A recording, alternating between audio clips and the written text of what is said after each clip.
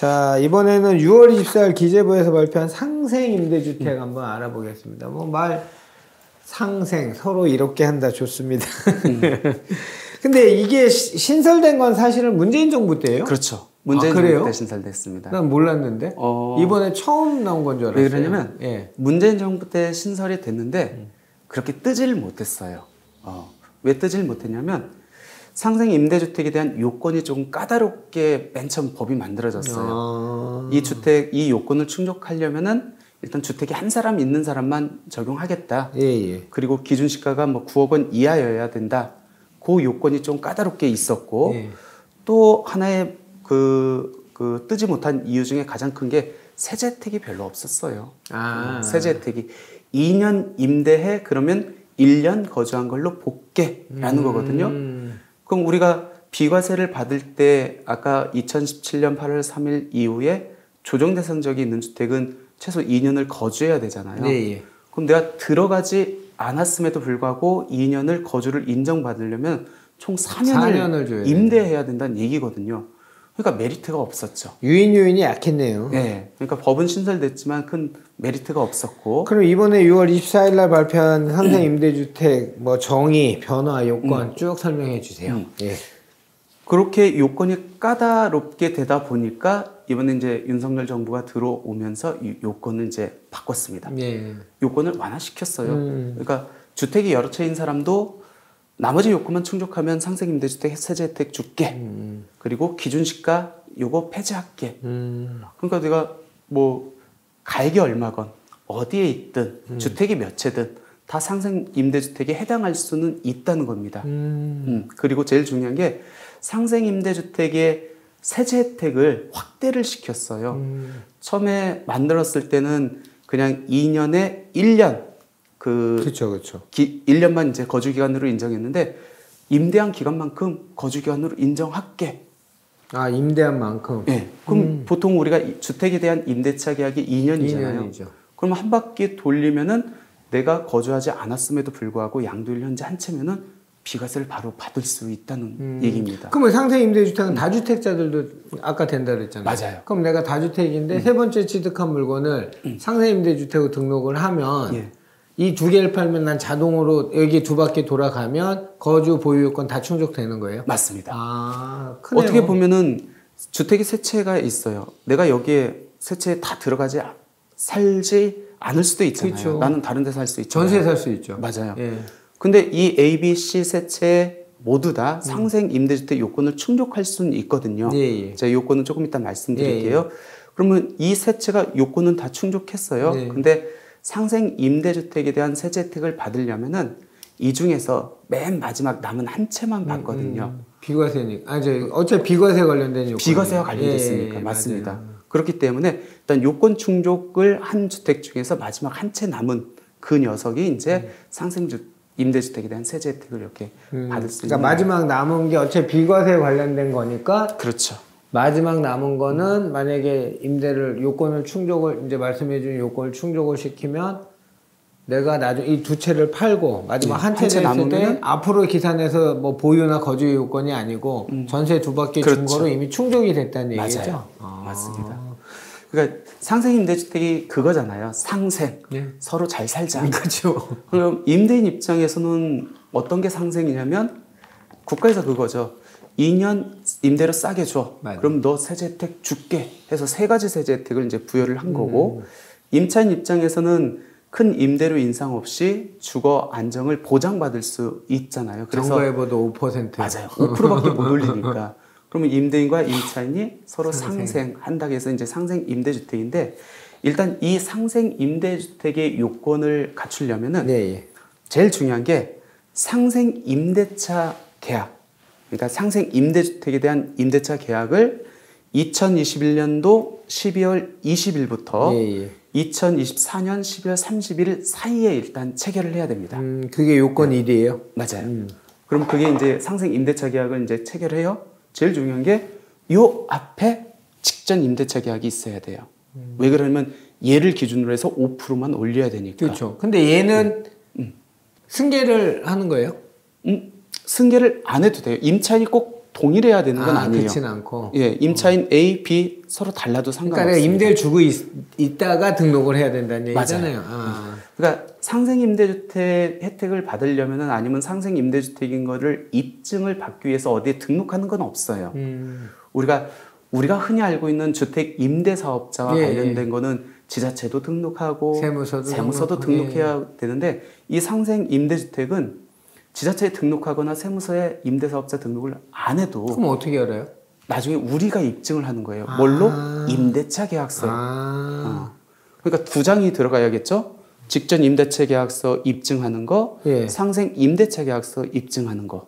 그러면 직전에 내가 두 바퀴 이제 그 주임법에 의해서 저거 했는데 계약서가 있어요. 1억짜리 전세야. 그렇죠. 근데 갖고 있는데 내가 상생임대 제도를 등록을 하려면 이 계약서하고 1억에 5%면 1억 500만 원짜리 보증금을 준다는 계약서를 같이 내가 나중에 입증을 이것만 있으면 되는 거예요. 맞아요. 어디 등록하는 건 아니고 양도세 신고할 때 내가 요 혜택을 받을 겁니다라고 해서 첨부해가지고 이제 신고서를 작성하면 되겠지. 오케이. 두 번째 요건은요?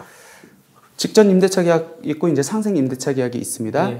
얘는 임대 기간에 1년 6개월 이상 임대해라는 거고 상생 임대주택은 2년 이상 임대해라는 겁니다. 2년 이상 임대하면 임대한 기간만큼 거주한 걸로 볼게라는 겁니다.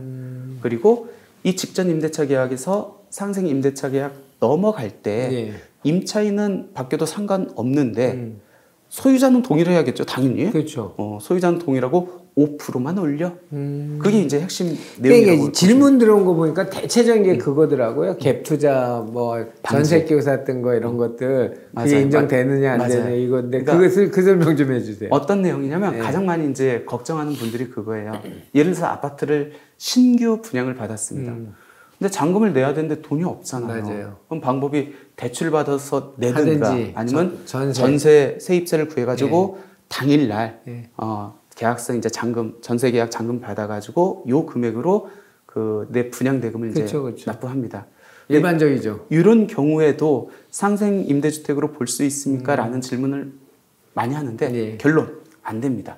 이유는 뭐냐면 임대차 계약은 주택에 대한 소유권을 확보한 이후에 체결된 임대차 계약만 인정을 해준대요. 일단 내 소유권을 갖고 와라 이거죠? 맞아요. 그러면 또 그런 질문을 합니다.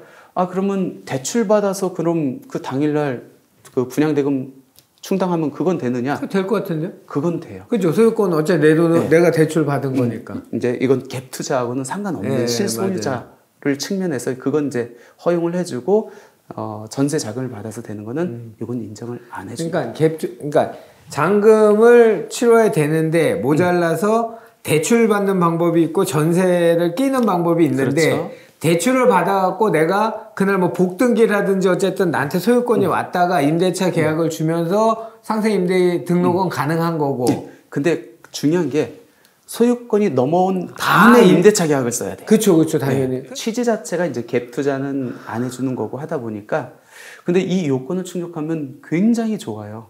굉장히 좀 세 가지 세제 혜택을 주거든요. 그러니까 비과세와 관련된 겁니다. 왜 그러면 여러 채 있다 할지라도 한 채에 대해서 세제 혜택을 주는 거니까 비과세와 관련된 건데 아까 비과세를 적용받으려면 그 요건 중에 거주 요건이라는 게 있었어요. 2년 거주해야 비과세를 적용해 줄 수 있다. 근데 그 거주 요건은 모든 주택에 대해서 적용되는 건 아니고 아까 말씀드렸듯이 2017년 8월 3일 이후에 취득일 현재 조정 대상적이 있는 주택은 거주 요건이 있거든요.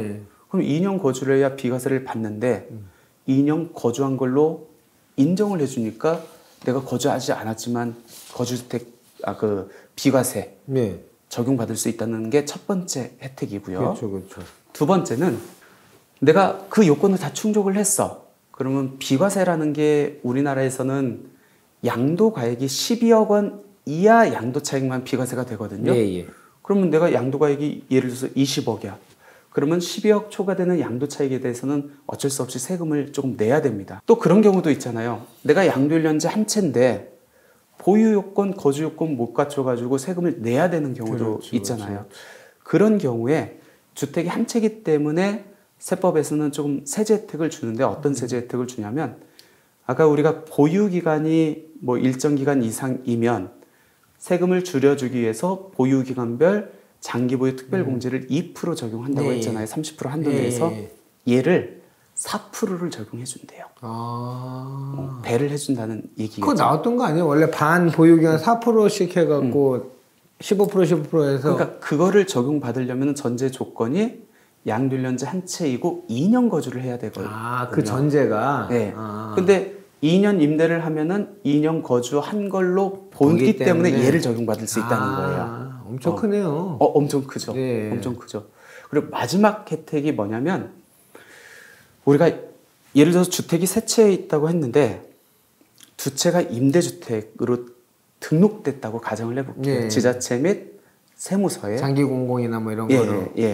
매입 임대나 이제 건설 임대로 등록돼 있는 상태에서 그럼 두 채는 임대주택으로 등록돼 있습니다. 지자체하고 세무서에. 네. 나머지가 한 채예요. 근데 요거를 팔 때 난 주택수가 세 채거든요. 그러니까 비과세를 받을 여지가 없겠죠. 그렇죠. 근데 얘네들은 임대주택으로 등록한 주택이잖아요. 그래서 예외적으로 임대주택으로 등록한 주택 외에 딱 하나의 주택이 있다고 하면은 이 주택에 너가 2년 이상 거주했다고 하면은 임대주택 없는 걸로 봐서 비과세 혜택 줄게 라는 게 있거든요. 예. 임대주택으로 인한 거주주택 비과세입니다. 그러니까 요것도 2년 거주를 해야 어찌됐든 임대주택은 없는 걸로 봐가지고 비과세를 적용받을 수 있겠네요. 이 다가구 주택자 소유자는 상생 임대인 어떻게 돼요? 그렇죠. 만약 다가구 주택을 예를 들어서 5가구가 여기가 네. 들어가 있어요. 근데 얘는 단독주택이에요. 그렇죠. 그러면 내가 여기에서 2년 거주하고 팔면은 이 전체에 대해서 비과세를 적용받을 수 있거든요. 근데 내가 살지는 않았어. 그렇게 되면은 팔면은 과세가 되는데 얘도 상생 임대주택 요건을 충족하면은 2년 거주한 걸로 보기 때문에 비과세가 될 수 있잖아요. 그럼 여기서 이제 호실별로. 맞아요. 질문이 이제 들어올 수 있는 게 그런 경우에 5가구가 들어가 있으면은 이 상생 임대차 계약 아까 그 요건을 5가구 임대차 계약을 다 썼을 텐데 다 충족해야만 그렇죠. 혜택을 받을 수 있습니까? 아니면 50%만 충족해야 됩니까? 아니면 한 가구라도 충족하면 혜택을 받을 수 있습니까? 라는 많이 나올 것 같아요. 질문이 있는데 다가구 주택은 결론적으로 전체를 다 충족해야만 혜택을 받을 수 있습니다. 아까 말씀하셨던 요건 기간 요건이 잠깐만요. 21년 12월 20일부터 24년 12월 31일까지 임대차 계약을 해야 되고 그렇죠. 그다음에 직전 임대차 계약이 18개월 이상 돼야 되고 임대 그렇죠. 기간을 2년 이상 줘야 되고 그리고 5% 중에 그러면 그 5가구를 전부 그걸 충족을 해야 그 전체를 2년 보유한 걸로 보겠다는 거예요. 조금 다가구 주택 갖고 있는 사람 입장에서는 조금 까다로울 수는 있는데 왜 그러냐면 다가구 주택 전체에 대해서 비과세를 주기 때문에 그 모든 요건을 충족해야 된다는 겁니다. 자, 요거 이제 상세님들은 요거 하나만 더 여쭤볼게요. 이번에 저희가 그 취득세 중과 뭐 이런 것들 여러 가지 때문에 이제 1인 법인이든지 하여튼 법인 사업자가 투자자가 많아졌어요. 법인 같은 경우에 임차인이 법인인 경우에도 세제 혜택 받을 수 있나요? 그러니까 그 질문도 많이 이렇게 들어왔는데 거기에 대해서 명확한 해석이 없었어요. 근데 최근에 이제 유권 해석에서 임차인이 법인인 경우 그 법인이라고 하면은 사용하는 사람들은 법인이 쓸 수는 없고 그 법인의 임직원이 주거용으로 쓰고 있다고 하면은 나머지 요건 충족하면은 상생 임대주택 혜택 줄게라고 유권 해석이 나왔습니다. 그럼 법인 임대인이 법인일 때는 어떻게 돼요? 임대인이 법인이면 양도소득세는 임대인이 개인인 경우에만 적용되잖아요. 그렇지. 법인세로 가는구나.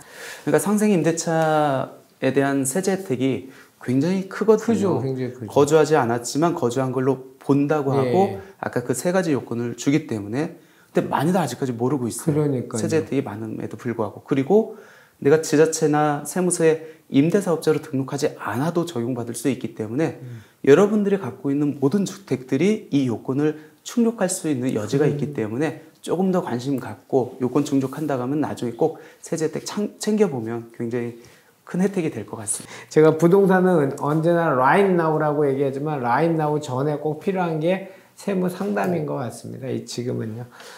하여튼 뭐 청고마비의 계절 가을이라고 하는데 아직까지는 일교차 큽니다. 이번 주는 뭐 따뜻하고 다음 주 월요일 내일 모레부터는 또 뭐 초겨울 날씨라고 하니까 건강 잘 챙기시고요. 뭐 이분이 시간이 되면 자주 모시고 싶은데 그 시간을 내주실지 모르겠습니다. 하여튼 시청 많이 해주시고요. 오늘 저희에게 좋은 부동산 세무 지식을 주신 분은 세무법인 가감의 지병근 대표 세무사님이셨습니다. 감사했습니다. 감사합니다.